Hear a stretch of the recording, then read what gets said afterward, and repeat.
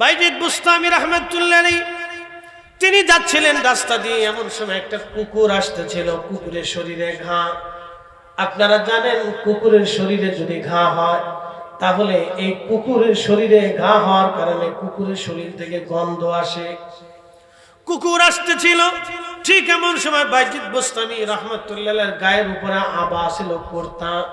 দেখবেন খতিব সাহেবরা জুব্বার উপরে একটা আবা পরে, এখনো সৌদিরা আরাবিয়ানরা আবা পরে।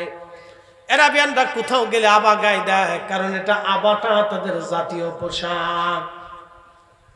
সৌদিরা তাদের জাতীয় পোশাক ছাড়ে না, আর আমাদের ছেলেরা আমাদের লুঙ্গি ছেড়ে দিয়ে হাফ প্যান্ট ধরছে। এই কথা কন নাকি জোরে বলে?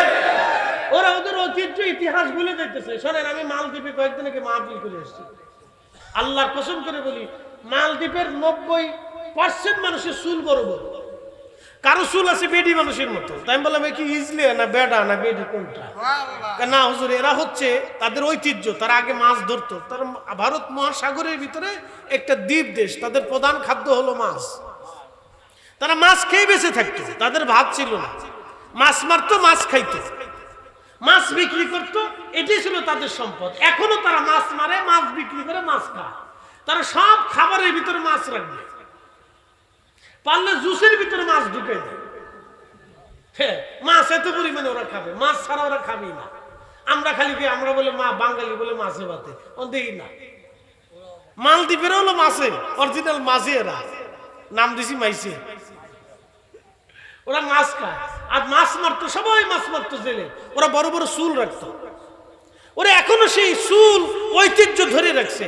আর আমার বাঙালি গোলাপান কয়দিন পয়সা করে হইলে বিড়ি একটা সিগারেট বামার দিয়ে টাইনে, বামার দিয়ে আপনার চা খাইয়া হাফ প্যান্ট পরে রাস্তা দিয়ে আটতেছে ঢ্যাং ঢ্যাং ঢ্যাং ঢ্যাং করে। ও তার ঐতিহ্য বলে গেছে, লুঙ্গির কথা মনে নাই।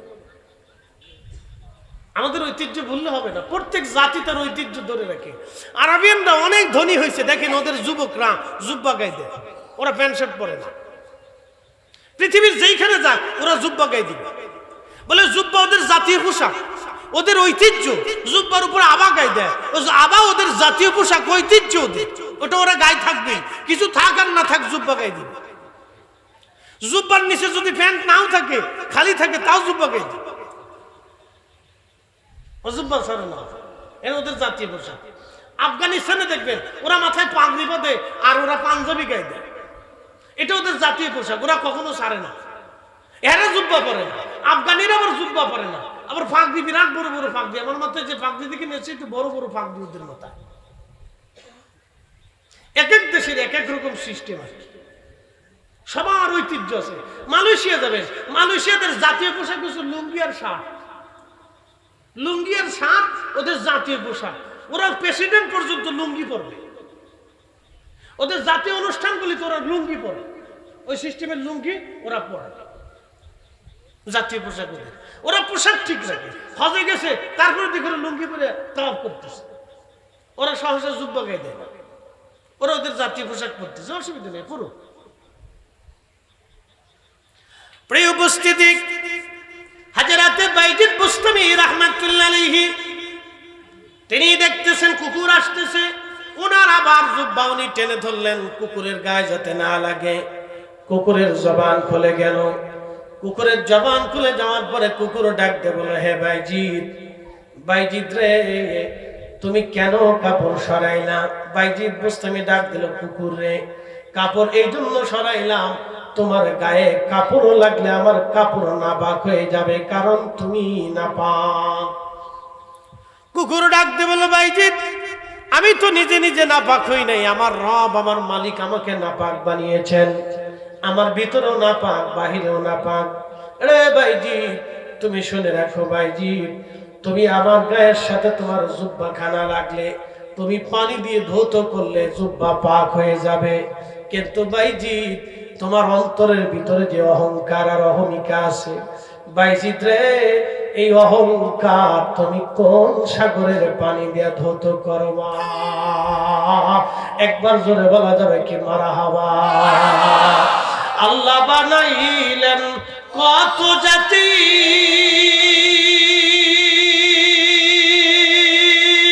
হইল না তোর প্রেম প্রীতি। কথা বলেন ঠিক কিনা? আল্লাহ বানাইলেন কত জাতি, হইল না তোর প্রেম প্রীতি, অবশেষে মানুষ বানায়, অবশেষে মানুষ বানায় প্রেমের কারণে, প্রেমের ডোরি বান্ধরে মাদিনার শনে। মানুষ বানাইছে আল্লাহ প্রেমের কারণে, বলেন মানুষ প্রেমের কারণে, প্রেমের ডোরি বান্ধরে মাদিনার শনে।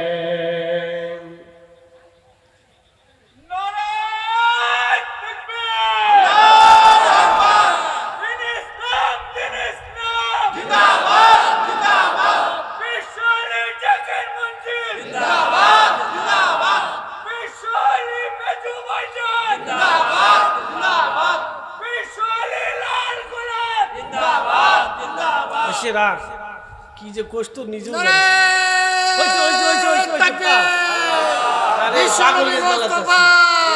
দিন ইসলামের কর্ণধার বিশ্বলি ফরিদপুরি শাহ সুবিনায়তপুরি আমাদের নিভাইজান জাকের জং ইমাম মেজে ভাইজান মুজাদ্দিদি বড় চাচা মেজে চাচা মুজাদ্দিদি এলাকাবাসীর আগমন জরুরি ফরিদির আগমন খাজা ফরিদপুরের আগমনে পদ্মা নদী স্বাগতরে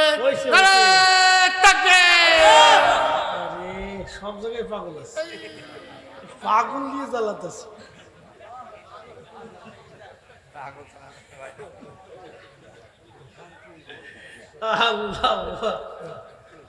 প্রত্যেক মাহফিলের দু একটা কোত্থেকে যে আসে আল্লাহ জানে, আল্লাহ জানে। শোনেন আপনি, আমরা হাসি আর যাই করি, এটা একটা রহস্য আছে, এদিকে আমি যাবো না। আমরা হাসি আর যাই করি, আল্লাহ মোহাব্বত দিয়ে দুনিয়া সৃষ্টি করছে। হযরত ওয়াইসাল কারনী রাদিয়াল্লাহু আনহু নবীজির দর্শে জীবনেও কোনোদিন একটা হাদিস শুনে নাই। হ্যাঁ না, ওনার জিন্দেগিতে পাবেন না যে আল্লাহ রসুলের দর্শে বসে একটা আয়াতও কখনো শুনেছে, হাদিস কখনো শুনেছে। সুদূর মদিনার থেকে ইয়ামান, কত দূর রাস্তা, রসুল করিম মদিনায় বসে বসে হযরতে ওয়াসাল কারনীর ফজিলাত বর্ণনা করে দিয়ে বলে গেলেন, আলী ওমর যদি কোনদিন সহিহ মুসলিম হাদিস কিতাবু ফাজাইলু আসহাবিন নবী বাবু ফাদাইলু ওয়াসাল কারনী রাদিয়াল্লাহু তাআলা আনহু, ইমাম মুসলিম লেখছে। মারহাবা বলবেন না? আমাদের অনেক ভাইরা বুঝে না, কই ওয়াসাল কারনীর নামের পিছনে রাদিয়াল্লাহু তাআলা আনহু লেখেন কেন? আমাকে মিয়া বিয়াক্কেল, যার প্রশংসা আল্লাহর নবী করেছে, তা আমি তার পিছনে রাদিয়াল্লাহু তাআলা আমি লিখবো না তো শয়তান লিখবে নাকি? তা আমাকেই তো বলতে হবে, আল্লাহর নবী নিজে প্রশংসা করছে তার। এই জন্য ইমাম মুসলিম লেখছে বাবু ফাদাইলু ওয়াসাল কারনী রাদিয়াল্লাহু তাআলা আনহু, ওনার নামের পিছনে রাদিয়াল্লাহু আনহু সহ লেখছে। ইমাম মুসলিম, ইমাম বুখারীর ছাত্র। আল্লাহর নবী বলছে, ওমর রে যদি কোনোদিন তারে পাও তো তার কাছ থেকে তোমার মাগফিরাতের দোয়া চেয়ে নিও। আরো বইল, আমার ওয়াইস যেন আমার গুনাহগার উম্মতের জন্য দোয়া করে, কারণ আমার ওয়াইস দোয়া করতে দেরি হবে, আল্লাহর আসমান থেকে কবুল হতে দেরি হবে না। একসাথে বলবেন না মারহাবা? এখন আপনারা প্রশ্ন করতে পারেন, ভাইরে তো ওয়াইস তার নিজে না খেয়ে থাকলো, খাবারের জন্য জীবনে দোয়া করলো না কেন? আচ্ছা আপনাদেরকে বলি, জবাব দিবেন তো, আমার নবীজির দোয়া কি ফেরত আসতো? একসাথে বলেন, আসতো? নবীজি কেন এন্তেকালের আগে, নবীজির চাচা আবু তালিবের এন্তেকালের আগে আল্লাহকে কেন বললো না, আল্লাহ তুমি আমার চাচারে ঈমান দিতেই হোক, না হলে আমি হাত নামাবো, দিতেই হবে, নিলে হাত নামাবো না। কিছু কিছু বিষয় আছে ওলিদের দোয়া কবুল হয়, কিন্তু সব দোয়া তারা আল্লাহর কাছে করে না, সবটা আল্লাহর কাছে চায় না। আল্লাহর নবীজির হাতের ইশারা দিলে আকাশ থেকে বৃষ্টি আসতো, বলেন 1 মাস পর্যন্ত তার ঘরের চুলায় আগুন জ্বলতো না। এখন আপনি বলেন তো, আমি যদি আমার পীরের কারামত বলি, তাহলে অনেকেই অনলাইনে অফলাইনে বলবে যে দেখো দালালি শুরু করছে, ফরিদি সাহেবকে ভালো মনে করতাম, এই লোকটার ওয়াজ নসিহত শুনি, সেও দালালি করে, কই 100 চাল দিয়ে 600 চাল দিয়ে বলে 600 মানুষে খাওয়াইছে। কই এই যদি হয় তাহলে বাংলাদেশে উনি থাকলে আমাদের তার চাল ডালের দরকার ছিল না, আমরা ওই 600 চাল দিয়ে সারা বাংলাদেশ খাওয়াইতাম। অনেকে এই সমস্ত যুক্তি দেয়, কথাবার্তা বলে। ভাই আমি আপনাদেরকে বলি, যদি কখনো খন্দকে যান, যদি মদিনায় যাওয়ার সুযোগ হয় খন্দকে যান, তাহলে খন্দকের পাহাড়ের উপরে 3টা মসজিদ পাবেন পাহাড় থেকে নামতে নামতে। একটা মসজিদ আল্লাহর নবী, ওইখানে নবীজি নামাজ পড়েছিলেন, সেই মেহরাব এখনো আছে, হাজির ওখানে নামাজ পড়ে। ওখান থেকে নামার পরে সালমান ফার্সির মসজিদ, তারপরে আসার পরে হযরত আলীর মসজিদ, তারপরে আরেকটু সামনে আগাইলে হযরত জাবের রাদিয়াল্লাহু আনহুর বাড়ি। জাবের রাদিয়াল্লাহু আনহুর বাড়ির পিছনে একটা পাহাড় আছে জাবল আবু সিলা, এখানে ছোট্ট একটা গুহা আছে। এই গুহাতে আল্লাহর নবী 3 দিন একাধারে 3 রাত সিজদার মধ্যে কেঁদেছিলেন, শুধু ইয়া রব হাবলি উম্মতি, পানি নাই, খাবার নাই, ঘুম নাই, কিচ্ছু নাই, নামাজের টাইম ব্যতীত সবসময় নবী সিজদার ভিতরে থেকে বললেন ইয়া রব হাবলি উম্মতি, ইয়া রব হাবলি উম্মতি। একসাথে বলা যাবে না আল্লাহু আকবার? কে কাঁদলেন জোরে বলেন? তো নবীজি ক্ষুধার্ত, খাবারের জন্য কাঁদলেন না, আমাদের জন্য কাঁদলেন কেন? রহস্য আছে। এই জন্য অলিরা নবীরা সবসময় সব দোয়া করেন না, আল্লাহর ইচ্ছা ব্যতীত তারা কোনো দোয়া করেন না। কার ইচ্ছা? জোরে বলেন কার? অলিরা নবীরা বুজুর্গরা আল্লাহর ইচ্ছা ব্যতীত কোনো দোয়া করেন না। ইন্দ্র যদি দোয়া করতেন তাহলে বাংলাদেশে পৃথিবীতে কোন কাফির মসনদ থাকতো না, কিন্তু দোয়া করেন নাই বলে, কারণ আল্লাহ এইভাবেই দুনিয়া সাজাইছে। আল্লাহ এইভাবেই দুনিয়া সাজাইছে, এভাবেই দুনিয়া সাজাইছে। আচ্ছা বলেন তো, ফিলিস্তিনের জন্য যত কান্নাকাটি ব্রাজিলের প্রেসিডেন্ট আর কলম্বিয়ার প্রেসিডেন্ট করতেছে, তার অর্ধেক কান্নাকাটি যদি সৌদির বাদশা করতো তাহলে ফিলিস্তিন স্বাধীন হয়ে যেত। এই আস্তে কোন কেন জোরে বলে? যত কান্নাকাটি খ্রিস্টানরা করতেছে, এই কান্নার অর্ধেক কান্না যদি মুসলিম মিল্লাতের 200 কোটি মুসলমান কাঁদতো, আল্লাহর কসম করে বলি ফিলিস্তিন স্বাধীন হয়ে যাইত। কথা বলতে কিন্তু কান্না করে না তো। ইটালিতে রোমে খ্রিস্টানরা আন্দোলন করতেছে, তাদের প্রেসিডেন্টে বাড়ি গাড়ি দোকানপাট পর্যন্ত পুরাই ফেলতেছে। কালকে খবরে দেখলাম ইসরায়েলের লোকদের দোকানপাট যেখানে আসিল স্পেনে, সেই আগুন দিয়ে পুরাইতেছে। তোরাও দেশের মানুষ মারতেছিস, তো তোদেরকে পুরাই দেবে। তার অর্ধেক কাজ যদি সারা পৃথিবীর মুসলমানরা করতো তো ফিলিস্তিন স্বাধীন হয়ে যায় 1 বছর আগে। এই জন্য দুনিয়া আল্লাহ সবাইকে দিয়ে সাজাইছে, সবাইকে দিয়ে পৃথিবী সাজাইছে। একসাথে বলবেন আল্লাহু আকবার। আল্লাহ সবাইকে দিয়ে সাজাইছে। প্রিয় উপস্থিতি, মূল আলোচনার দিকে ফিরে যাই। হযরত বাইজিদ বুস্তামিকে কুকুর ডাক দেয়, বলো বাইজিদ তোমার অন্তরের ময়লা কিভাবে দূর করবা বলো, কোন সাগরের পানি দিয়ে তুমি পরিষ্কার করবা?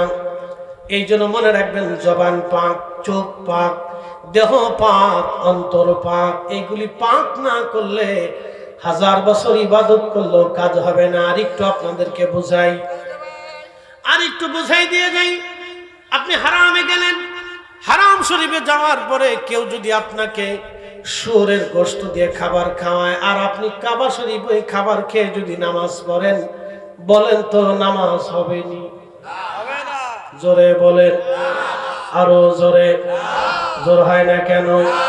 এই যে সামনে রমজান আসতেছে, বাংলাদেশের লক্ষের উপরে হাজি কাবা শরীফে যাবে রমজান মাসে নামাজ পড়ার জন্য। চিন্তা থাকবে, আমি হেরেমে নামাজ পড়বো, তুই হারামে নামাজ পড়বো। আমি রমজান মাসটা কাবাতে কাটিয়ে আসবো। অনেক টাকা খরচ করে রমজানে তারা কাবা শরীফে যায়, অনেক নেকির আশায় যায়। এর ভিতরে বহু মুসলমান আছে যাদের সুদে টাকা, ঘুষে টাকা, অন্যের সম্পদ মাইরে দেওয়া টাকা। বুঝেন নাই? আবার বুঝাইতেছি বহুত নেকি। হ্যাঁ বুঝাইতেছি বহুত নেকি, নেকির শেষ নাই। 1 রাকাতে 1 লক্ষ রাকাতের সওয়াব হারাম শরীফে হাদিস সত্য। আর রমজান মাসে যদি আপনি 1 রাকাত নামাজ পড়েন, যে কত রাকাতের সওয়াব হবে তার কোনো হিসাব নেই, এটাও সত্য। কিন্তু আপনি যে নামাজ পড়তে গেছেন হারামে, টাকার উৎস কি? সুদে টাকা, ঘুষে টাকা, আর একজনের সম্পদ মাইরে দেওয়া টাকা, আর একজনের হক মাইরে দেওয়া টাকা। এই টাকা দিয়ে যদি আপনি রমজানে হজে যান আর ওমরায় যান, আর ওইখানে উটের গোশত খেয়ে খেয়ে ঢেকুর ছেড়ে ছেড়ে কাবা শরীফের সামনে সেজদায় পড়ে শয়তানকে, আরে বাপরে, তো আমার সিটি বড় সিটা।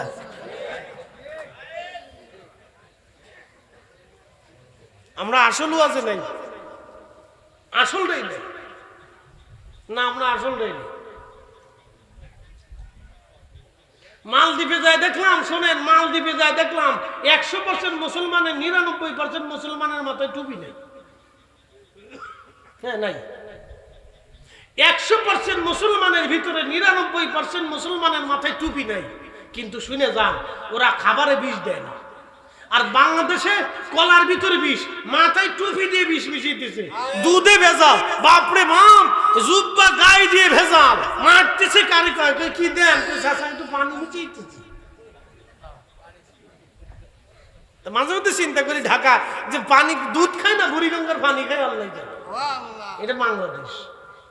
মসজিদের মেহরাবের ভিতরে বসে, যায় নামাজে বসে দেশের মুসলমান মিথ্যে কথা কয়। এই আসতে কোন কেন জোরে বলে? মসজিদের যায় নামাজে বসে দেশের মুসলমান মিথ্যে কথা কয়। কোনে ধরে কয়, কই আছে? এই আসি একটু বাজারে আসি, বাজারে মসজিদে বসেছি। কি কথা, আমি মিথ্যে কথা বলতেছি? তাহলে আপনি বলেন তো কিসের মুসলমানি? তাতে এর চাইতে ওই যে সেই টুপি সারা মুসলমানই তো ভালো। কি কথা কর না? আপনারা আরেকটু বুঝাই, রাস্তা দিয়ে যাচ্ছেন তো ওই যে স্ট্যান্ডের নাম কি, আমরা যেখান থেকে বাহির দিয়ে স্ট্যান্ডের ওখানে এক মহিলা, বৃদ্ধ মহিলা কাঁদতেছে, বাবারে আমি 3 আজকে না খেয়ে রয়েছে, আমার কিছু খাইতে দেয়। তা আমিও যাচ্ছি ওই রাস্তা দিয়ে, যাওয়ার সময় মহিলা এসে আমার বললো, বাবা আমি খুব ক্ষুধার্ত, আজকে সারাদিন না খেয়ে রয়েছে, বাবা আমার খাইতে দেন, আমি বৃদ্ধ মানুষ। তা আমি বললাম যে চাচি তুমি আরে ভিক্ষা করার জায়গা পেলে না, ধরেন আর কি বললাম, বলি আমি চলে গেলাম। তা আরেকজন ওই রাস্তা দিয়ে আমার ওয়াজ শুনে যাইতেছে, যাওয়ার সময় এবারের মাথায় টুপি টাপি নাই, প্যান্ট ট্যান্ট পরা। তো হেতের কাছে মুরব্বী বৃদ্ধ লোক ভিক্ষা চায়, বললো বাবা আমি খুব ক্ষুধার্ত, আমার কিছু খাইতে দেন। তো ওই লোকটার দয়া লাগলো, সেই লোকটা তার দোকানে নিয়ে কিছু বিস্কিট টিস্কিট দিয়ে, কলা রুটি দিয়ে, নাস্তা টাস্তা দিয়ে তারে খাওয়াইলো। বলেন আপনার কাছে শ্রেষ্ঠ কে, আমি না প্যান্টওয়ালা? একসাথে বলেন কে? আপনারা এখানে বসেই বলেন আমি শ্রেষ্ঠ না, আমার এলেম আমার শ্রেষ্ঠত্ব দেয় নাই, আমার টুপি আমার শ্রেষ্ঠত্ব দেয় নাই। কেন? আমার অন্তরের ভিতরে মানসিকতা নাই। কথা কন না, ঠিক কিনা? আসল ধর্মে আসে। এই ধর্ম বাংলাদেশে খুব কমে গেছে, বিশেষ করে বাংলাদেশের গ্রামে নাই। নাম দিছি ভিলেজ পলিটিক্স, আমি নাম দিছি কুত্তা পলিটিক্স। মনে কিছু নিয়ে না, ভিলেজ পলিটিক্স হলো কে কারে মামলা দিবে, কে কারে হামদাবে, কে কারে বাস দিবে, কে কার ক্ষতি করবে, কার জমি মারবে, কার বোর তার মায়ের বিয়ে ঠেকাবে, কার ফুলার বিয়ে ঠেকাবে, কার গিবত করবে। আর আমাদের বাংলাদেশের এই আনছে কানছে চার দোকানে, পানের দোকানে পাওয়া যায় মুফতি, প্রেসিডেন্ট, শাইখুল হাদিস, জিন্দাওয়ালি, মুর্দাওয়ালি, কুতুবুজ্জামান, আফতাব, মুজাদ্দেদ, ওলি, হাফেজ, আলেম, মুহাদ্দিস, প্রিন্সিপাল, এরপরে আপনার সেনা প্রধান, বড় বড় ডাক্তার, ইঞ্জিনিয়ার, প্রকৌশলী, প্রেসিডেন্ট, প্রধানমন্ত্রী, রাষ্ট্রপতি, সব চার দোকান।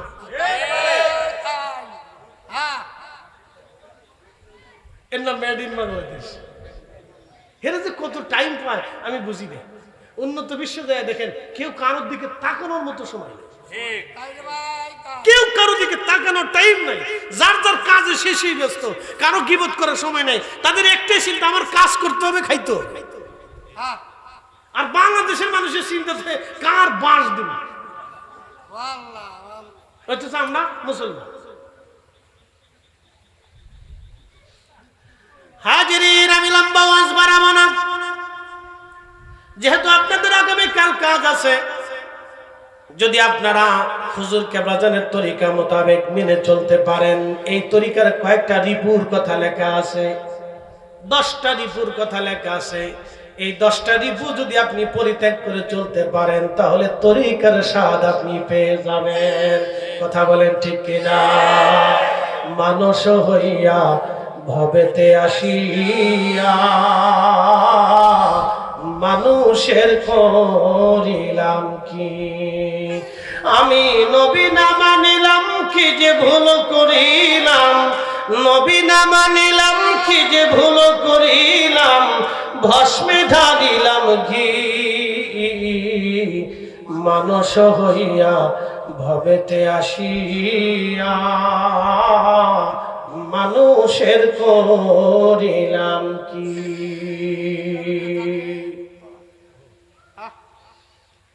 এনায়েতপুর দরবার শরীফে খাসি জবাই করে রান্না করা হলো হুজুর কেবলা বললেন বহু বছর আমাকে গোশতের তরকারি দেওয়া হয় না আমি দৌড়ায় গেলাম পাকশালায় ভাবতেছি আজকে বুঝি আমাকে একটু গোশতের তরকারি দেওয়া হবে বহু বছর আমার তরকারি দেওয়া হয় না আমি কাছে যাওয়ার পরে আমার হুজুর কেবলা তরকারি গোশতের ভিতর থেকে অরণটা বের করলেন একটু ঝোল এনে আমার হাত পাততে বললেন আমি হাত পাতলাম হাত পাতার পরে বললেন বাবা দেখেন তো লবণ কি পরিমাণে হয়েছে আমি একটু জিহ্বায় স্বাদ লাগায় দেখলাম এটা অমৃত স্বাদ এতই চমৎকার আমি বললাম হুজুর লবণ ঠিক হয়েছে আমি মনে মনে খুশি বুঝি আমাকে গোশতের তরকারি দিয়ে আজকে খাবার খাওয়ানো হবে সবাই রে গোশতের তরকারি দিল আমারে দিল না আমি মন বেজার করে বসে আছি তখন তোমাদের দাদা পীর আমাকে ডাক দিয়ে বলেন বাবারে তুমি যদি এখনই এত খাবার খাও তাহলে তোমার মুরিদ কি খাবে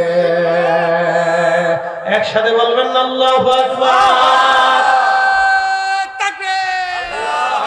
বিশ্বলি ফরিদপুরি শাহ সুইরাতপুরি এলাকাবাসীর আগমন দৌড়ুজলা ফরিদের আগমন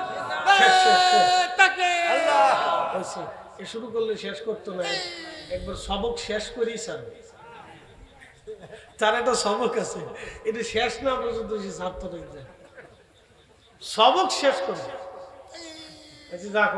চলুন একসাথে বলেন আল্লাহু আকবার আর একটু জোরে বলেন আল্লাহু আকবার তাহলে আমাদের প্রথম পরিচয় আমরা মানুষ দ্বিতীয় পরিচয় আমরা মুসলমান কথা বলেন ঠিক কিনা সব মুসলমানকে একই তরিকার ভিতরে আসতে হবে এই তরিকার নাম বিকালবিন সালিম নিজের আত্মাকে যদি আমরা পরিশুদ্ধ করতে না পারি আল্লাহর কসম করে বলি আমাদের জিন্দেগীর কোনো ইবাদতে কাজ হবে না যদি আত্মা পরিষ্কার না হয় কথা বলেন ঠিক কিনা ইয়া আইয়ুহাল ইনসানু মা গররাকা বিরাব্বিকাল কারীম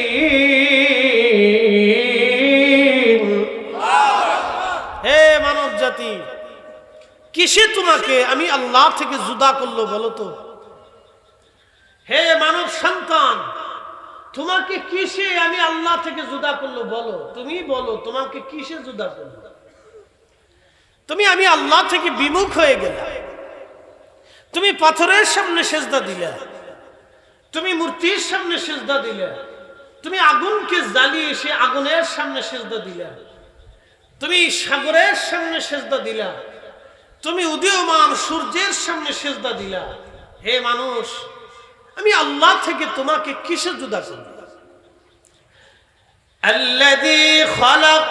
الذي خلقك فسواك فعدلك আমি তোমাকে সৃষ্টি করেছি সুবিন্যস্ত করেছি আঙ্গুলের জায়গায় আঙ্গুল দিয়েছি চোখের জায়গায় চোখ দিয়েছি কানের জায়গায় কান দিয়েছি মাথার জায়গায় মাথা দিয়েছি অঙ্গ প্রত্যঙ্গগুলি ত্বক সৃষ্টি লিভার কিডনি ফেফসা মগজ জ্ঞান মেধা জ্ঞান বিজ্ঞান যেই জ্ঞান আপনি দেখেন না কিন্তু আপনার ব্রেনে অনুভব করতেছে যে আকল আপনি দেখেন না আমি তোমাকে সৃষ্টি করেছি ফাআদালাক তোমাকে আমি সুঠাম করেছি তোমার শক্তি আমি দিয়েছি ভালো করে বুঝবেন তো মায়ের পেটের ভিতরে পৃথিবীর কোন ডাক্তারের কোন ক্ষমতা ছিল একসাথে বলেন ছিল মায়ের রেহেমে যখন আমরা ছিলাম দুনিয়ার কোন ডাক্তারের ক্ষমতা ছিল আমার আকৃতি তৈরি করার জন্য নাই মায়ের হাত ছিল বাবার হাত ছিল কারো হাত নাই তো হাতটা কার এতে কোনো সন্দেহ নাই। এই জন্য আল্লাহ বলেছেন ফাআদালা, আমি তোমাদেরকে সুঠাম করেছি, সুবিন্যস্ত করেছি, যা যা প্রয়োজন ছিল আমি আল্লাহ তোমাকে দিয়েছি। প্রিয় উপস্থিতি হাজিরিন, খুব মনোযোগের সাথে শুনবেন ভাইজান। আল্লাহ রাব্বুল আলামিন বললেন, আমার আল্লাহ বললেন ফি আই সূরাতিন মা শাআ রাক্কাবা, আমি তোমাকে যেইভাবে চেয়েছি সেইভাবে তোমার আকার আকৃতি আমি দিয়েছি। একজনের চেহারার সাথে আর একজনের চেহারার মিল নাই, একজনের বডির স্বাস্থ্যের সাথে আর একজনের স্বাস্থ্যের কোনো মিল নাই, একজনের ত্বকের সাথে আর একজনের ত্বকের কোনো মিল নাই, একজনের উচ্চতার সাথে আর এক উচ্চতার মিল নাই, একজনের বডির সৌন্দর্যের সাথে আর একজনের কোনো মিল নাই। পৃথিবীতে যত মানুষ এসেছে তত রকম করে আল্লাহ সৃষ্টি করেছেন, কারো সাথে কারো পরিপূর্ণ 100% মিল আল্লাহ দেন নাই। আল্লাহ বলেন আমি যেইভাবে সুরত ইচ্ছা করেছি সেইভাবে আমি তোমাকে দিয়ে দিলাম, সেইভাবে তোমাকে সৃষ্টি করলাম। এই বয়স আল্লাহ আমাদের হাতে দেন নাই, বয়স আল্লাহ নিজের হাতে দিয়েছেন। হায়াত আমাদের হাতে দেন নাই, হায়াত আল্লাহ তার নিজের হাতে রেখেছেন। মৃত্যু আমাদের হাতে দেন নাই, এই মৃত্যু আল্লাহ তার নিজের হাতে দিয়েছেন। প্রিয় উপস্থিতি, খুব মনোযোগের সাথে কথাগুলি শুনবেন। আমার রব আমার আল্লাহ বললেন, আমার রাসূল বলেন, আমার উম্মতেরা আদম সফিউল্লাহকে আল্লাহ সৃষ্টি করে মাটি দিয়ে খামির করে বানিয়ে রাখলেন। বানানোর পরে আমার রব আমার আল্লাহ আদম সফিউল্লাহর দেহের ভিতরে রুহু নামক ইঞ্জিনটা আল্লাহ ফুঁকায় দিলেন। ভালো করে বুঝবেন, যেই রুহুটা আপনার আমার ভিতরে বসবাস করে, এই রুহুটা কিন্তু মায়ের পেট থেকে আসে নাই। এই রুহুটা এসেছিল রুহের জগৎ থেকে, রেহেমের জগতে আসলো। রেহেম থেকে আল্লাহ দুনিয়ার জগতে নিয়ে আসলেন। দুনিয়ার জগৎ থেকে আল্লাহ আলমে বরজাকে কবরের জগতে নিয়ে যাবেন। কবরের জগৎ থেকে উঠাইয়া আল্লাহ হাসরের ময়দানে উঠাবেন। হাসরের ময়দানে অনেকগুলি পার্ট আছে। একটা পার্ট আল্লাহ মিজানের পাল্লার সামনে দাঁড়া করাবেন, আর একটা পার্ট আমার আল্লাহ ফুলসিরাতের ঘাটে দাঁড়া করাবেন, আর একটা পার্ট হাউজে কাউসারের সামনে দাঁড়া করাবেন, আর একটা পার্ট ডান হাতে বাম হাতে আমল নামে দাঁড়া করাবেন, আর একটা পার্ট আরশে মুআল্লার ছায়ার নিচে আল্লাহ বিশ্রামে দিয়ে দিবেন। একবার জোরে বলা যাবে কি আল্লাহু আকবার। এ শোনেন, ভালো করে শোনেন, মানুষ মরে গেলে তার শেষ হয় না। অনেকে বলে মানুষ মরে গেলেই শেষ, এটা ভুল ধারণা। মানুষ মৃত্যুটা তার শেষ না, মৃত্যুটা হলো প্রস্থান। এক স্থান থেকে সে আর এক স্থানে চলে যাচ্ছে, স্থান পরিবর্তন করে, এটার নাম হচ্ছে মৃত্যু। এটাকে আল্লাহ মৃত্যুর সাথে তুলনা দিয়েছে না। তো দুনিয়ার জগৎ থেকে সে মৃত্যু নিল, মৃত্যুবরণ করলো। আল্লাহ মানুষ মারা যাওয়ার পরে আমরা কি বলি? ইন্না লিল্লাহ। একসাথে বলি ইন্না লিল্লাহ। নিশ্চয় আমরা কার জন্য? না, একসাথে বলতে হবে কার জন্য? আমরা মূলত আল্লাহর জন্য। আমরা পীরের কাছে গেছি মূলত আল্লাহর জন্য। কি কথা কন না, ঠিক কিনা? না ভিন্ন কোনো উদ্দেশ্য আছে? আমরা ওলিদের সোহবতে বসি আল্লাহর জন্য, আমরা মাহফিলে বসি আল্লাহর জন্য, আমরা মসজিদে যাই আল্লাহর জন্য, আমরা ঈদগাহে যাই আল্লাহর জন্য, আমরা কুরবানি করি আল্লাহর জন্য। এর ভিতরে কিছু মানুষের ইখলাসের ত্রুটি থাকে, আন্তরিকতার ত্রুটি থাকে। যাদের আন্তরিকতার ত্রুটি ছিল না তারা দুনিয়াতে শ্রেষ্ঠ হয়ে গেছে। যেন আমার পীর ও মুর্শিদের আন্তরিকতার ত্রুটি না থাকার কারণে আল্লাহ দুনিয়াতে তাকে জগৎ জোড়া ওলি বানিয়েছে। কথা বলে ঠিক কিনা? কারণ তার ইখলাসের কোনো ত্রুটি ছিল না। উনি ওনার পীরের দরবারে যতদিন কাটিয়েছেন ওনার ইখলাসের ত্রুটি ছিল না, যার কারণে জীবনে কোনোদিন এক ওয়াক্ত নামাজ কাজা হয় নাই, জীবনে একটা তাহাজ্জুদের রক্ত রহমতের সময় তার কাজা হয় নাই, জীবনে তিনি মিথ্যা বলেন নাই, কারো গীবত কোনোদিন বলেন নাই। ওনার সামনে বহু মানুষ, এখানে আপনারা বসে আছেন, আমার বাবার সাথেও দরবারে গেছেন যারা, তারাও বসে আছেন, আমার বড় ভাই যারা তারাও বসে আছেন, আমার সমবয়সীরাও বসে আছেন, আমার ছোটরাও বসে আছেন, আমার বড় যারা আছেন তারা পীর ও মুর্শিদকে দেখছেন, জীবনে কখনো কোনোদিন কারো শিকায়ত করেন নাই, গীবত করেন নাই, একটা ভুল বাক্য মন্দ কথা মুখ থেকে ফায়সা কথা বলেও কখনো বলেন নাই। কি কথা ঠিক আছে না ভাই? এটা হচ্ছে কি জবানের পবিত্রতা। একসাথে বলেন জবানের পবিত্রতা। যখন বান্দা জবানকে পাক করে তখন ওই জবান আর বান্দার জবান থাকে না, জবান আল্লাহর জবান হয়ে যায়। একসাথে বলবেন আল্লাহু আকবার। কি পাক করতে হবে? জবানকে পাক করে। আমরা কেউ জবান পাক করতে পারি না। যখন বান্দা জবান পাক করে তখন বান্দার জবান আর জবান থাকে না, এটা আল্লাহর জবান হয়ে যায়। যখন বান্দা তার চোখকে পাক করে তখন এই চোখ আর তার চোখ থাকে না, এটা আল্লাহর চোখ হয়ে যায়। আল্লাহু আকবার। যখন বান্দা তার দেহ পাক করে, বলে দেহ পাক কি? হারাম খাওয়া যাবে না। যখন বান্দা তার দেহ পাক করে তখন এই বান্দার দেহ পাক হয়ে যাওয়ার পরে তখন কি হয়ে যায়? তার দেহ আর তার থাকে না, এটা আল্লাহর হয়ে যায়। যখন বান্দার কাল নিজেকে পরিশুদ্ধ করে, বলে কাল কিভাবে পরিশুদ্ধ করে? গীবত, শিকায়েত, মিথ্যা, হিংসা, অহংকার এগুলি থেকে নিজেকে মুক্ত করে যখন সে তার কালবিন সালিম, তার আত্মাকে সে সালিম করে ফেলে, পরিশুদ্ধ করে, পবিত্র করে।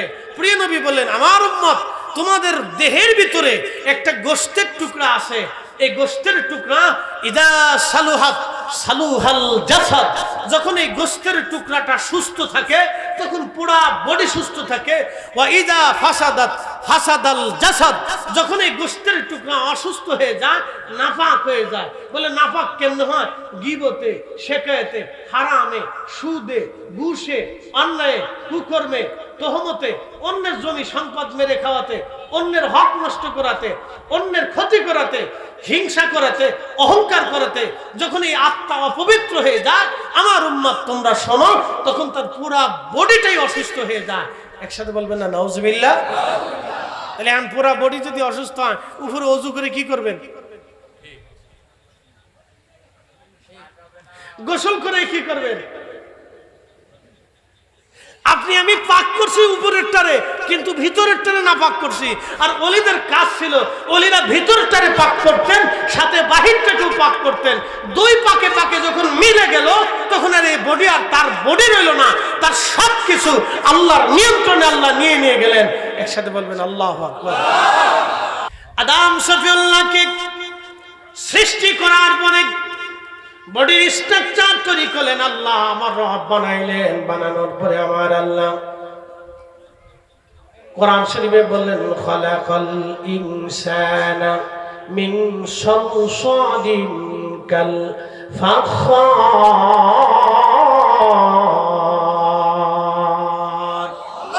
চার রঙের মশলা দিয়া, চার রঙের মশলা দিয়া যে কইরাছে তোর গঠন, চার রঙের মশলা দিয়া। আগুন, পানি, মাটি, বাতাস একই যোগে করিয়া প্রকাশ। আগুন, পানি, মাটি, বাতাস একই যোগে করিয়া প্রকাশ। দেখলি না তুই কইরা তালাশ, ওরে দেখলি না তুই কইরা তালাশ, কোন জায়গা সে মহাজন, চার রঙের মশলা দিয়া, চার রঙের মশলা দিয়া যে কইরাছে তোর গঠন, চার রঙের মশলা দিয়া। আদম শফিউল্লাহকে বানানোর পরে রুহু নামক ইঞ্জিনটা আল্লাহ আদম শফিউল্লাহ দেহের ভিতরে ফুঁকাই দিলেন। রুহু বের হয়ে আসলো। আল্লাহ বললেন, রুহু কেন বের হলে? রুহু বলল, ইয়া রাব্বি, এমন একটি স্থানে আপনি আমাকে পাঠিয়েছেন, এখানে কোনো নূর নাই, কোনো আলো নাই, শুধু অন্ধকার আর অন্ধকার। আমার আল্লাহ রাব্বুল আলামিন বলেন, আদম অপেক্ষা করো, রুহু তোমার ভিতরে নূরের ব্যবস্থা করতেছি। বিশ্ববিখ্যাত ইমাম মোল্লা আলী কারি মক্কি 450 বছর আগে একটা কিতাব লিখলেন আল মাউরিদুর নবী ফি মাউলিদিন নবী সাল্লাল্লাহু আলাইহি সাল্লাম। এই কিতাবের মধ্যে তিনি লিখতেছেন, ঠিক তখনই আমার রব আমার আল্লাহ আদম শফিউল্লাহর পবিত্র সেকেমে নূরে মুহাম্মদি আমার আল্লাহ স্থানান্তর করলেন। একবার জোরে বলা যাবে কি মারহাবা। নূরে মুহাম্মদি দেওয়ার পরে আদম শফিউল্লাহর দেহের ভিতরে নূর আসলো। একসাথে বলবেন আল্লাহু আকবার। কি আসলো? কি আসলো? কি আসলো? আমাদের ঈমানে এখন কি আছে? নূর আছে। জোরে বলেন, আমাদের ঈমানে কি আছে? ঈমানে কি আছে? ঈমানে কারো যদি নূর না থাকে তাহলে তার জিন্দেগি শেষ। এই নূরের নাম মুহাম্মাদুর রাসূলুল্লাহ সাল্লাল্লাহু আলাইহি সাল্লাম। একসাথে জোরে বলবেন আল্লাহু আকবার। এই জন্য আল্লাহ বলেন, কাদ জাআকুম মিনাল্লাহি নূর, আমি আমার পক্ষ থেকে তোমাদের মাঝে নূর পাঠিয়েছি। এই নূরকে আপনার কলবে ধারণ করতে হবে। সেটা ঈমানের নূর, সেটা ভালোবাসার নূর। সেই ভালোবাসার নূরের নাম হুব্বে রাসূল। নবী বলে, লা ইউমিন লা ইউমিন লা ইউমিন আহাদুকুম হাত্তা কুনা আহাব্বা ইলাইহি মিন ওয়ালিদিহি ওয়া ওয়ালাদিহি ওয়ান নাসি আজমাইন। আমার উম্মত, তুমি ঈমানের নূর তোমার অন্তরে হবে না, ঈমানের লজ্জত তুমি পাবে না যত সময় পর্যন্ত তোমার জিন্দেগি, তোমার যৌবন, তোমার সন্তান, তোমার সন্ততি, তোমার মা, তোমার বাবা, তোমার আত্মীয়স্বজন, দুনিয়ার সবকিছু থেকে আমি রাসূলকে বেশি ভালোবাসতে না পারবা তত সময় পর্যন্ত তুমি ঈমানের লজ্জত নিতে পারবে না। এই জন্য ইশকে রাসূল হচ্ছে ঈমানের নূর। কথা বলেন ঠিক না ঠিক? আপনি এত বছরের নূর বুঝেন নাই, আজকে নূর বুঝেই দিলাম। ইশকে রাসূল হচ্ছে ঈমানের নূর। এই জন্য ইশকে রাসূল যদি কারো না থাকে তার ঈমান নাই। এই জন্য হুজুর কেবলা গজলে আপনাদেরকে বুঝিয়েছিলেন, গজলে বুঝিয়েছিলেন, কথাই বুঝিয়েছেন। বাবা, যার অন্তরে রাসূলের মহব্বত যতটুকুন, তার ঈমানের পরিমাপ ততটুকুন। যার অন্তরে নবীর মহব্বত নাই, তার ঈমান বলে কোনো সম্পদ নাই। কথা বলেন ঠিক কিনা? কথার সাথে কোরআন হাদিসের মিল আছে না নাই? হ্যাঁ, আমি আপনাদেরকে ব্যাখ্যা করে মিলিয়ে দিচ্ছি। হুজুর কেবলা তো অনেক কথাকে একটা বাক্যের ভিতরে নিয়ে আসছে। অনেক কথাকে কি আনছেন? একটা মানে লাইনের ভিতরে নিয়ে চলে আসছে। যার কারণে জগত সৃজন রে, দেখো চন্দ্র সূর্য তারা শূন্য ভরে, আসে অচল চলে ধরা ধরে, নবী পদবিনে ভাব। আচ্ছা বলেন তো, রসুলের কদম ছাড়া, জিন্দিগি ছাড়া আমাদের কিছু আছে? সব জিন্দিগি মিথ্যা। জিন্দিগি কি? মিথ্যা। জিন্দিগির নাই কিছু রসুলের মহব্বত ছাড়া, না কিচ্ছু নেই। প্রিয় উপস্থিতি হাজিরিন, শুধু এইখানে শেষ না। আদম শফিউল্লাহর পবিত্র সুলবে নূরে মুহাম্মদি যখন আসলো, নূর এসে গেল, রূহ ঢুকে গেল। আদম শফিউল্লাহ আলাইহিস সালাতু ওয়াস সালাম সিজদায় পড়ে গেলেন। সিজদা থেকে উঠে হাসি দিলেন। আদম আলাইহিস সালাতু ওয়াস সালাম আল্লাহর শুকর আদায় করলেন, সিজদা দিলেন। আদমকে সামনে নেওয়ার পরে আমার আল্লাহ তখন বললেন, সমস্ত ফেরেশতাদেরকে সামনে দাঁড়া করাইলেন। আদমকে সামনে দাঁড়া করে আল্লাহ বলেন, উসজুদু লি আদম, আদমের দিকে সিজদা দাও, আদমের দিকে তোমরা সিজদা দাও, আদমের দিকে সিজদা দাও। ইমাম মুল্লা আলী কারি মক্কি আল মাউরিদের মধ্যে লেখেন, সিজদাটা মূলত আদমকে উদ্দেশ্য না। আদম হলো কেবলা, মসজুদ হলো আল্লাহ, সিজদার মালিক হলো আমার আল্লাহ। আদম শফিউল্লাহ হলো কেবলা।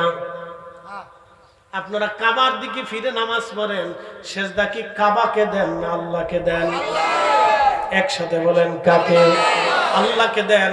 কাতার সোজা করে দাঁড়ান, খেয়াল আপন আপন কালবের মধ্যে ডুবাই দেন। খেয়াল কালবে, কালব আল্লাহর দিক, আল্লাহ হাজির নাজির, আল্লাহ দেখতেছেন দিলের হাল। খেয়াল কালবে ডুবাই রাখলে নামাজে আল্লাহ মনে থাকবে। খেয়াল কল থেকে বের হয়ে গেলে নামাজে আল্লাহ ভুল হবে। নামাজে যদি আল্লাহ ভুল হয় তাহলে আপনি কাকে সিজদা করলেন চিন্তা করে বুঝেন। মুখে আল্লাহর নাম, দিলে দুনিয়ার জল্পনা কল্পনা, এমন নামাজে কি ফল। হ্যাঁ এই নিয়ম বলার পরে অনেকে ভাবে যে আটটিশির এটা কি মন্ত্র বলে, হ্যাঁ এরা কই কি, এরা তো কোরআন থেকে বলতেছে। আসেন এবার কোরআনের দিকে চলে যায়, একসাথে বলবেন আল্লাহু আকবার। আসেন কোরআনের দিকে চলে যায়। قد أفلح المؤمنون الذين هم في صلاتهم خاشعون।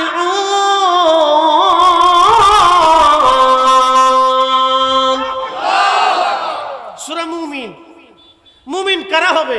সূরা মুমিনের প্রথম থেকে আল্লাহ অনেকগুলি আয়াত নাজিল করে মুমিনের গুণাবলী বর্ণনা করছে। সূরা মুমিন আরেকদিন তাফসীর করব। সূরা মুমিন প্রথম থেকে আল্লাহ অনেকগুলি মুমিনের গুণাবলী কি হবে আল্লাহ কোরআনে বর্ণনা করছেন, যে মুমিন কারা হবে। তার প্রথম নম্বরে আল্লাহ বলেছেন قد أفلح المؤمنون الذين هم في صلاتهم خاشعون।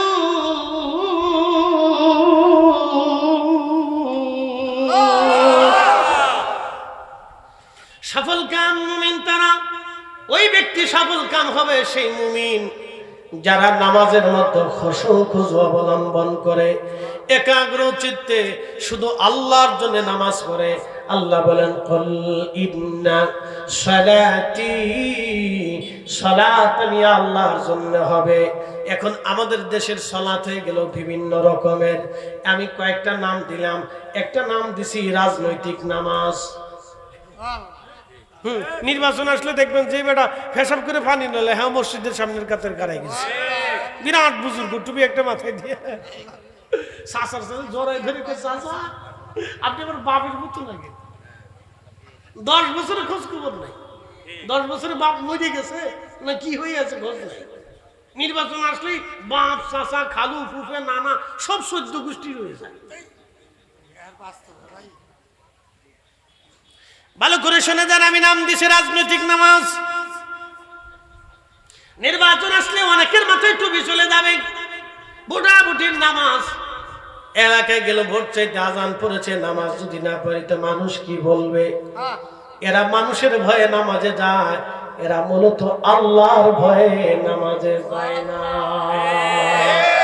আল্লাহ বলেন ফাওয়াইলুল লিল মুসাল্লিন আল্লাযীনা হুম আন সালাতিহিম সাহুন।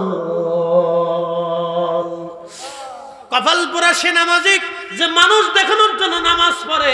আর একটা নামাজ দিলাম আমি সামাজিক নামাজ। বলে সামাজিক নামাজ কি? সমাজে বিচার সালিশে বসছে, আজান পড়লো, ইমাম সাহেব হুজুর বললো নামাজ আসেন, আগে নামাজ আদায় করি পরে বিচার সালিশ করব। ওখানে যারা বিচার করতে আইছে তাদের অধিকাংশই নামাজ পড়ে না। এরা চিন্তা করলে এখন যদি নামাজ না পড়ি তো সমাজে মুখ দেখাবো কেমনে? এরা সমাজ রক্ষা করার জন্য নামাজে গেল। আল্লাহ বলেন ফাওয়াইলুল লিল মুসাল্লিন। কিয়ামতের ময়দানে আল্লাহ বলবে, আরে জাহান্নামীরা তোমরা কেন জাহান্নামের মধ্যে চলে যাও? কোন কারণে জাহান্নামে তোমরা চলে যাও? সেদিন তারা বলবে লাম নাকু মিনাল মুসাল্লিন, আমরা মুসল্লিদের অন্তর্ভুক্ত ছিলাম না, আমরা মুসল্লি ছিলাম না। মুসল্লি হতে হবে মুসল্লির মতো, নামাজি হতে হবে নামাজির মতো। এ নামাজের নাম খুশু খুজুর নামাজ, এ নামাজের নাম হুজুরি কালবের নামাজ। কথা বলেন ঠিক কি না?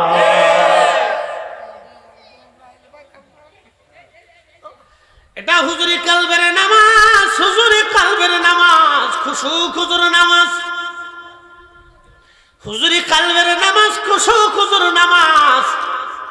এক ফরিদপুরবাসী, কমরপুরবাসী, লম্বা কথা বাড়াবো না, নির্দিষ্ট টাইমে ছেড়ে দেবো, আমাদের কাজ আছে কালকে। শুধু কেন তরিকা নিলাম, আমি কিন্তু তরিকতের মূল রহস্যের ওয়াজ করতেছি। কেন তরিকা আমরা নিলাম? এই জন্য তরিকতপন্থী যারা, তারা মারামারি করে না, তারা রক্তপাত করে না, কারো অন্যায় করে মানসামানা নেয় না, কারো সাথে জুলুম করে না। কথা বলেন ঠিক কিনা?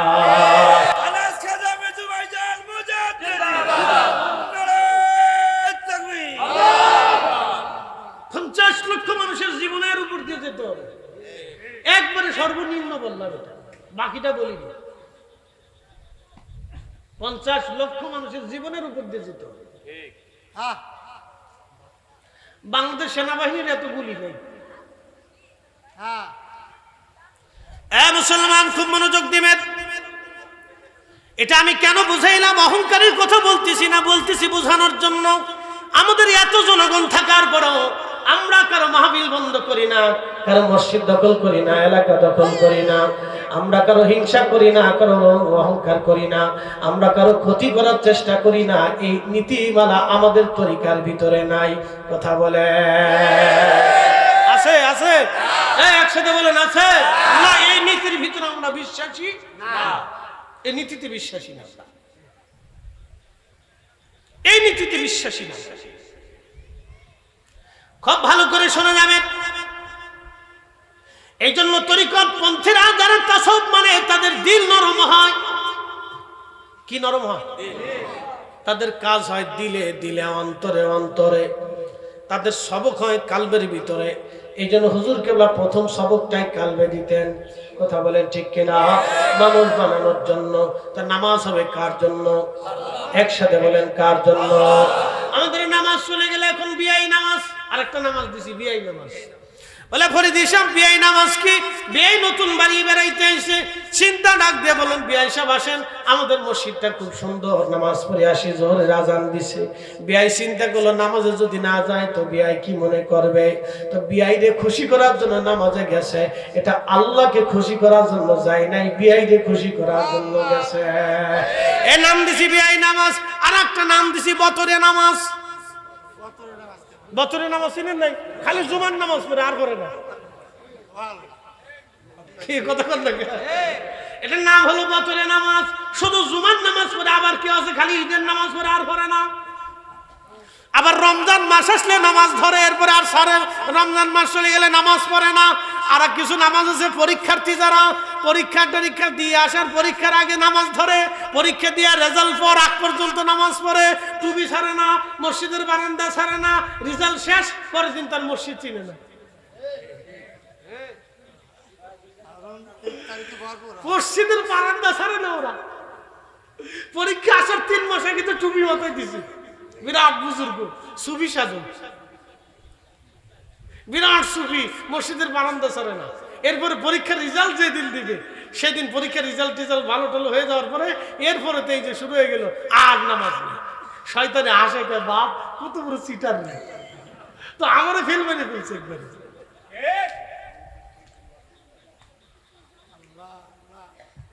এই জন্য নামাজ হবে কার জন্য? একসাথে বলি কার জন্য? আমাদের জিন্দেগি হবে কার জন্য? আমাদের মৃত্যুটা হবে কার জন্য? একসাথে বলবেন আল্লাহু আকবার। কখনো তোমাকে যদি ভুলি, হেদায়েতের আলো জেনে নিয় কাছে তুলি। কখনো তোমাকে যদি ভুলি, হেদায়েতের আলো জেনে নিয় কাছে তুলি। ঠাই দিও প্রিয়তম অগমহিয়ান, তুমি রহমান, তুমি মেহেরবান। ঠিক কিনা? অন্ত গাহে না শুধু তোমারি গুণগান, বুঝেও বুঝে না তবু শান, তুমি রহমান, তুমি মেহেরবান। লম্বা বাড়াবো না হাজিরিন, আল্লাহ রাব্বুল আলামিন আদম সফিল্লার পবিত্র দেহে নূর আসলো, নূর আসলো, নূরময় হলো। আদম আলাইহিস সালাম আল্লাহকে সিজদা দিলেন, হাসি হলো, আলহামদুলিল্লাহ বললেন। কি চমৎকার সুন্দর। হযরত আদম সফিউল্লাহ আলাইহিস সালামের সামনে সমস্ত ফেরেশতা মণ্ডলীকে দাঁড়ায় আল্লাহ বলেন উসজুদু লি আদম, তোমরা আদমের দিকে সিজদা দাও। সিজদাটা মূলত আদমকে না, সিজদার মাসজুদ ছিল আমার আল্লাহ।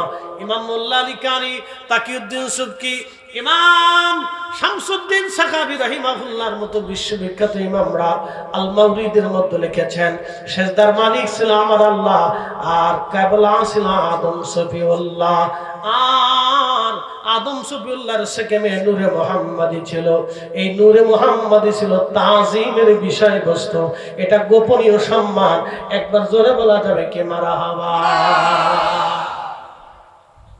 এই জন্য তাজিমের রাসূল যদি কারো না থাকে তার জিন্দেগি বরবাদ বিশ্বাস করেন না না করলে কবরে যে করতে হবে বাটাম চালাল যে সময় আসবে তখন 14 গোষ্ঠী ফিরাইতে পারবে না একটা কথা মনে রাখবেন ভালো করে বুঝাই দিয়ে যাই আমার কবরে এই যে আপনাদের আমাদের এখন ডাক্তার মোহন বয়াতি সাহেব বহু বছর আগে ইন্তেকাল করছেন আমার হুজুর কেবলার এক একনিষ্ঠ মুরিদ কি কথা কর না ঠিক আছে না ডাক্তার মোহন বয়াতি হুজুর কেবলার কি ছিলেন একনিষ্ঠ একজন মুরিদ এরকম বহু একনিষ্ঠ হুজুরের মুরিদ দুনিয়ার থেকে চলে গেছে বলেন বহু একনিষ্ঠ মুরিদ দুনিয়ার থেকে চলে গেছে প্রিয় ভাই ভালো করে শুনেন তো এই যে একনিষ্ঠ মুরিদ সন্তান যারা ঘুমিয়ে গেছেন কবরে চলে গেছেন এরা কবরে বহু বছর আগে কবরে ঘুমিয়ে গেছেন তাদের কবরের পাশে যায় কয়জন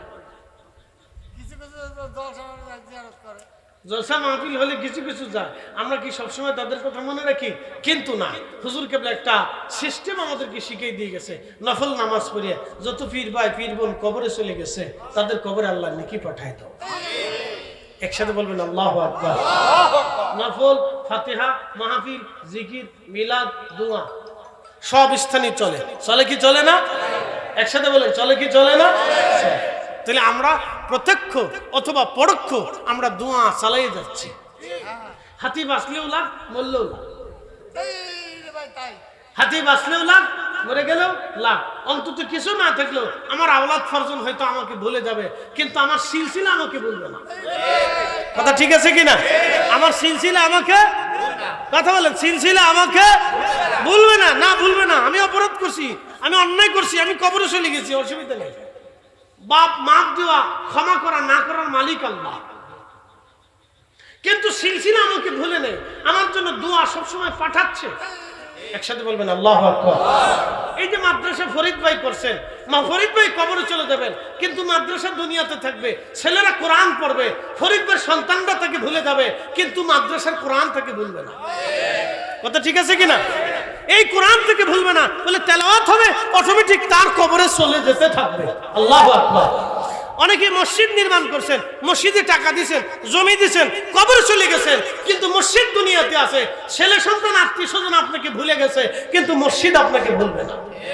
নেকি কবরে চলতে থাকবে এটার নাম জারিয়া জারিয়া প্রবাহিত সওয়াব আপনি কবরে থাকবেন কিন্তু সব প্রবাহিত ভাবে চলতে থাকবে তরিকা নিয়ে কবরে চলে গেছেন আপনি চলে গেছেন কবরে ঠিক আছে সব মানুষ আপনাকে ভুলে গেছে কিন্তু তরিকা আপনাকে ভুলে নাই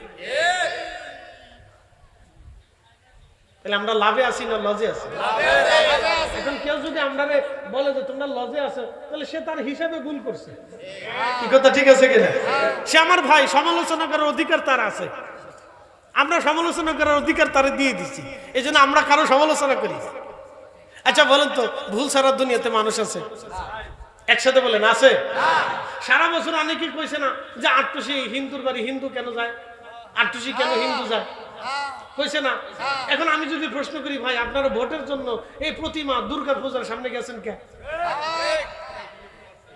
কি কথা ঠিক আছে না আমরা প্রশ্ন করতে পারি না আপনারা রাজনীতির জন্য কেন গেলেন আপনি জবাব দেন কোরআনের কোন বিধানে রাসূলের কোন তরিকাতে আপনি গেছেন আপনি জবাব দেন জবাব আছে ভাই না কোরআন সুন্নাহর দিকে তাকালে কোনো জবাব নাই রাজনীতির দিকে তাকালে আপনি যেতে পারেন রাজনীতি করে ভোটের দরকার আপনি গেছেন তাদের কাছে অসুবিধা নেই গেছেন কিন্তু কোরআন সুন্নাহর দিকে তাকাইলে আপনি যেতে পারবেন না আবার অনেকে দেখছি অনেক বসে বসে খাবার খাইতেছে কি আশ্চর্য মিলাদের খাবার ওনাদের কাছে বেদাত কিন্তু ওই পূজা মণ্ডপের সামনে যায় বিস্কিট খাইতেছে কোক খাইতেছে চা খাইতেছে এটা ওই সময় বেদাত হলো না কে ভাই এই ধরনের নীতিমালা আপনাদের থাকবে কেন এগুলি ভুল আমাদের যেটা ভুল সেটা ভুল কথা কোন ঠিক আছে না ভাই আমি সমালোচনা করতেছি না তাদের মন্দ বলবো না রাজনৈতিক প্রেক্ষাপট দেশের আন্তর্জাতিক প্রেক্ষাপট মিলে অনেক কথাই আছে সিচুয়েশন ভিত্তিক অনেক সিস্টেম আছে তারা যেতে পারে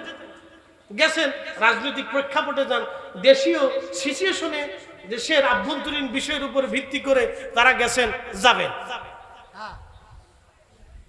কিন্তু এতদিন যে আপনারা আমরা রেখে নিলেন, তো এটার কি হবে?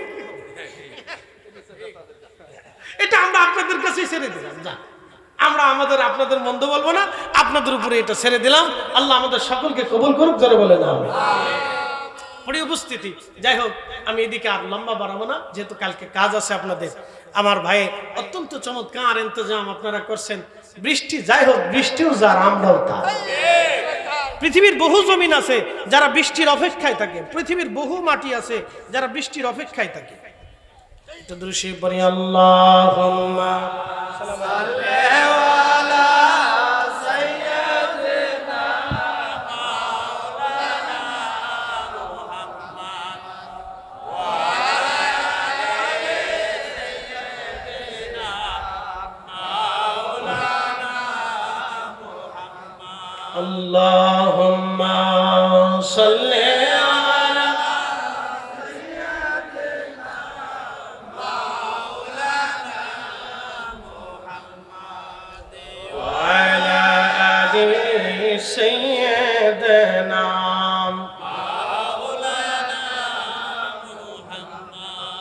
কষ্ট হচ্ছে আপনাদের, আর কথা বাড়াবো না, বেশি লম্বা কথা বাড়াবো না।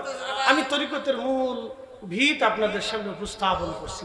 1 নম্বর, আমরা হুজুর কেবলার দেওয়া শিক্ষা, বিকালবিন সালিম, আত্মার পরিশুদ্ধতা আমাদের দরকার। কথা বলে ঠিক কিনা? তো 1 নম্বরে হালাল, একসাথে বলেন 1 নম্বরে কি? জোরে বলেন 1 নম্বরে কি? হালাল খাবার। জোরে বলেন কি খাবার? শোনেন, আপনার একটা কথা বলি আজকে, হালাল খাবার আপনি খাবেন, আপনি যদি দিন শেষে একবারও আল্লাহকে ডাক দেন আল্লাহ বলে, তাও সেটা কবুল হবে। আর যদি আপনি হারাম খাবার খাইয়া হেরেমে যাইয়া কাবা শরীফ ধরেও যদি আপনি কান দেন আর নামাজ পড়েন, মাকামে ইব্রাহিমও যদি নামাজ পড়েন, তাও কিন্তু কাজ হবে না। বুঝাইতে পারছি? একবারে তরিকা কিন্তু অরিজিনালটা দেখাই দিছে, একবার রাস্তা বাতলাই দিচ্ছে, শেষ। একসাথে কোন আল্লাহু আকবার। হিসাব সহজ, জোরে বলেন হিসাব সহজ, জোরে বলেন হিসাব একবারে সহজ হিসাব দিছে। হালাল খাবার, জোরে বলেন কি খাবার? একসাথে বলেন কি খাবার? আমাদের জাকির ভাইরা কি সুদের সাথে জড়িত আছেনি? আমার তো নজরে পড়ে না, আমার নজরে পড়ে না। 2-1 ভুল টুল তো হতেই পারে, তা আমরা তাদেরকে মহব্বত করে ডেকে নিয়ে আসবো। কি অধ্যক্ষ সাহেব ঠিক আছে না? আমরা তাদেরকে ডেকে নিয়ে আসবো। আরে ওনার একটা চেয়ার দিবেন না, কষ্ট হচ্ছে, বয়স মানুষ। এবার বসে থাকতে কষ্ট হয়, একটা চেয়ার নিচে ওনাকে দেন, বসতে দেন। অধ্যক্ষ সাহেব একটা চেয়ার দেন, বয়স হয়ে গেছে ওনাদের, সর্বনাশ। আপনারা এগুলো খেয়াল করবেন না। চেয়ার দাও, চেয়ার দাও, উপরে দাও, এখানে বসে। যারা বয়স্ক আছে তাদেরকে চেয়ার দিবে। অনেক সময় আমরা তো আমাদের হাত পা ঝিঝি ধরে দিই, শক্ত জায়গা না। বসেন বসেন।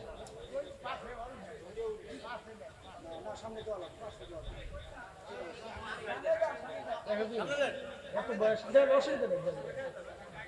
এই বয়সে উনি মাহফিল আসলেই তো বেশি, ওনরা চলে গেলে মাহফিল কি আসবে? আমি তো চিন্তা করি না,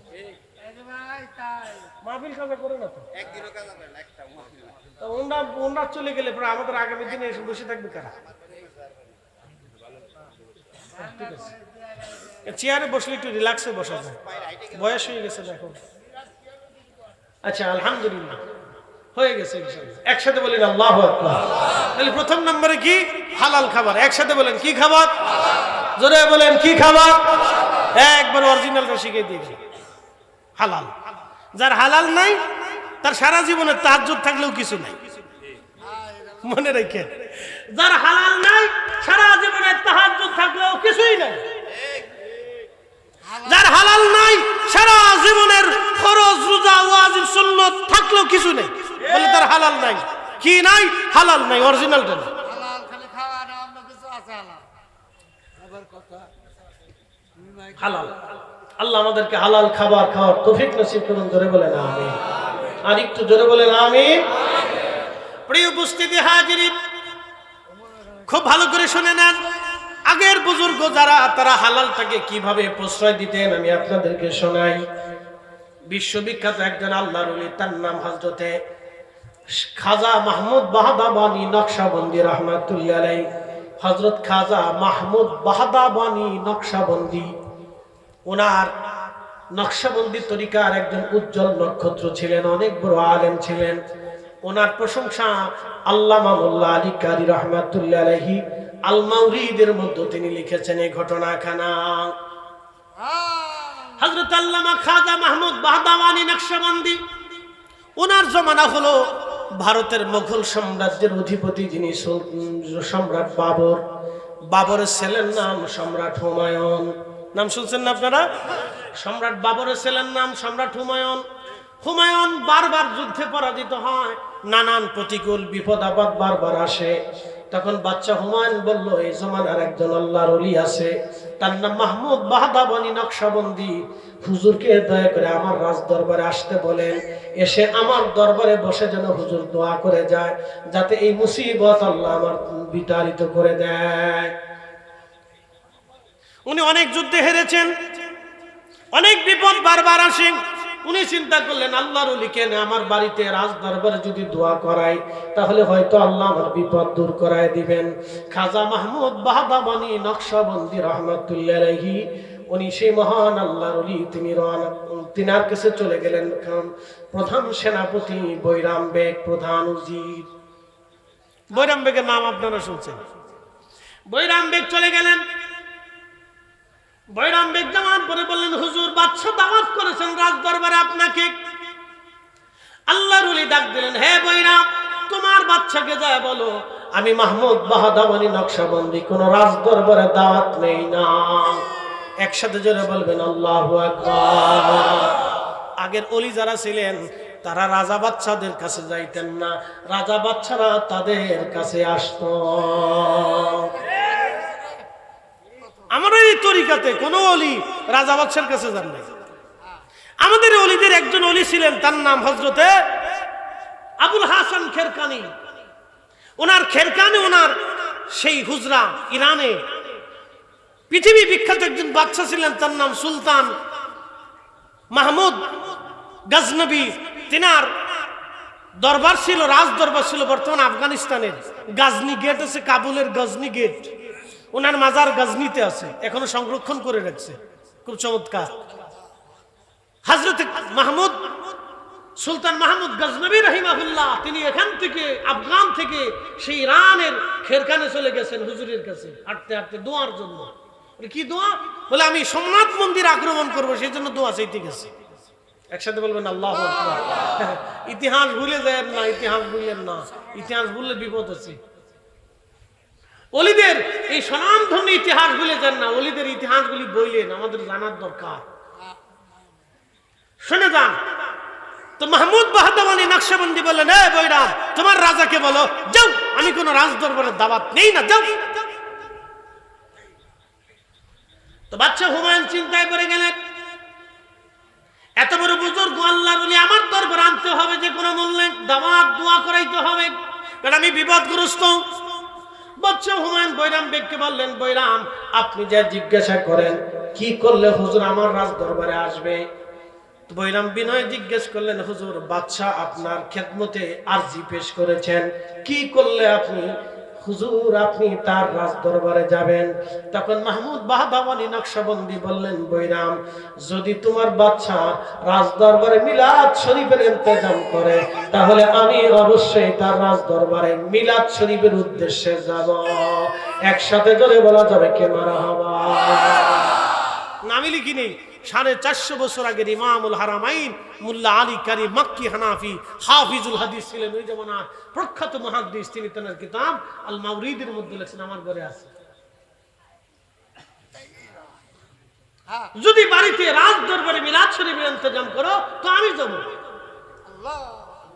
সম্রাট আকবরের বাপ বাদশা হুমায়ুন, তো হুমায়ুন রাজ দরবারের বিরাট বড় ইন্তজাম করলেন, শাহী মিলাদ শরীফের ইন্তজাম হলো, হাজার হাজার মানুষের জন্য খাবার দাবার প্রস্তুত করা হলো। হুজুর খাজা মাহমুদ বাহদাবানি নকশবন্দি রহিমাহুল্লাহ তিনি গেলেন, বাদশা হুমায়ুন নিজে অজুর পানি ঢেলে হুজুরের পা ধোয়াইলেন, ওযু করাইলেন, তারপরে মিলাদে বসলেন, দোয়া হলো। তারপরে বাদশা নিজে শান্ত হলেন যে হুজুর আমার রাজ দরবারে আসছে, দোয়া করাইছে, দোয়া করছে, মিলাদ হয়েছে। একসাথে জোরে বলবেন না মারহাবা। মনে রেখে আগে রাজ দরবারের রাজারা অলিদেরকে দাওয়াত করে নিয়ে দোয়া করাইতেন, দোয়ার জন্য কাছে যাইতেন, বিনয়ে বিনয়ে কথা বলতেন। অলিদের দরবারে যে তারা বিনয়ে মাথা নিচু করে কথা বলতেন, উঁচু করতেন না। তারা সব জায়গায় মাথা উঁচু করতেন, কিন্তু ওইখানে মাথা নিচু রাখতেন, কারণ এখান থেকে একবার যদি মাহরুম হয়ে যায় তো দুনিয়ার আর কোথাও জায়গা হবে না। কথা বলেন ঠিক কিনা? এই জন্য তারা অলিদের দরজাকে মাহরুম করতেন না। এই জন্য আমরা অলি চাই কি চাই না? একসাথে বলেন, অলি চাই কি চাই না? অলি চাই। আল্লাহ আমাদেরকে কবুল করুক, বলেন আমিন। আমার কথা শেষ। মৌলানা লক্ষ্মীপুরী সাহেব একদিন আমাকে বলতেছিলেন, বেটা এই আমাদের যে হোস্টেল মাদ্রাসার প্রথম যে ডান পাশের প্রথম বিল্ডিংটা, প্রথম বিল্ডিং এর শেষ রুমটা হচ্ছে হোস্টেল সুপারের রুম, তার আগে লক্ষ্মীপুরী সাহেব থাকে। তো ওখান থেকে উনি বের হয়ে যান। তাই বললাম, উস্তাদজি কোথায় যাবেন, কি অবস্থা, হালাকি করে জিজ্ঞেস করলাম কিছু লাগবে টাকবে কিনা। তো উস্তাদজি বললেন, বেটা শোনো, আমি তোমার একটা ঘটনা শোনাই। আমি বললাম, উস্তাদজি বলেন। আপনার ঘটনা তো একবার বিশুদ্ধ ঘটনা। তো বলতেছে, শোনো, এইখানে একসময় খাল ছিল। ঠিক আছে না তথ্য না? একসময় কি ছিল? খাল ছিল। বলে, বেটা এখানে একসময় খাল ছিল, এখানে মাদ্রাসা ছিল না, হেলিপোর্টও ছিল না, জোয়ারের পানি আসতো, বর্ষাকালে পানি এসে ভরে যেত। তো বলতেছে, একটা ডুঙ্গায় চললাম, তালের ডুঙ্গা, তালের ডুঙ্গা আমি চললাম আর হুজুর কেবলা চললাম, আমরা দুইজন। তা আমি বাইতে বাইতে বাইতে বাইতে এই যেখানে মাদ্রাসা বাবা, আমি এখানে আসছি বাইতে বাইতে, তখন পানি, অথই পানি। তো বলতেছে, হুজুর কেবলার হাতে দুইটা মাটির দোলা। হুজুর কেবলা একটা মাটি হেলিপোর্টের দিকে নিক্ষেপ করলেন, নিক্ষেপ করে এখান থেকে বললেন, বাবা মৌলানা লক্ষ্মীপুরী সাহেব, এখানে একসময় একটা হেলিপোর্ট হবে, দেশের প্রেসিডেন্ট নামবে। তো আমি তখন চিন্তা করলাম যে আমি কি পাগল হইলাম নাকি? না, লক্ষ্মীপুরী সব চিন্তা করতেছে যে আমি কি পাগল হলাম, এই কথা যদি কালকে এই 38 মানুষের কই, তা আমারও ভিড়ে বুঝি কি হয়। তো পরে আমার হুজুর একটা ঢেল নিক্ষেপ করে বললেন, বাবা এখানে বাংলাদেশে অনেক বড় একটা মাদ্রাসা হবে। তো লক্ষ্মীপুরী সাহেব বললেন, আমি মনের কথা মনেই রাখলাম, আর খুব ভয় পাইলাম, এই কথা কারো কাছে কোয়া যাবে না, কইলে মানুষ আমার ভিড়াইবো আর মন্ড করবো, এই গালিগালাজ করবো যে পাগল হয়ে গেছে। এত বড় খাল, এখানে প্রেসিডেন্ট নামবে। বলেন প্রেসিডেন্ট আসছে কিনা? না, একসাথে বলেন, আসছে কিনা? মাদ্রাসা আছে কিনা? হেলিপোর্ট আছে কিনা? তো অলিরা যে কথা বলেন এটা ওনাদের ইচ্ছায় বলেন না, আল্লাহর পক্ষ থেকে যেটা আসে সেটাই বলেন। কথা বলেন ঠিক কিনা? ভাই সাহেব, তো উনার যদি মুরিদ হয়ে থাকেন তাহলে উনার দেওয়া সবক আদায় করবেন, ইনশাআল্লাহ হবে না? জোরে বলেন, হবে না? আল্লাহ কবুল করুক, বলেন আমিন। আসেন দাঁড়ায় নবীজিকে সালাম জানাইয়া, নবী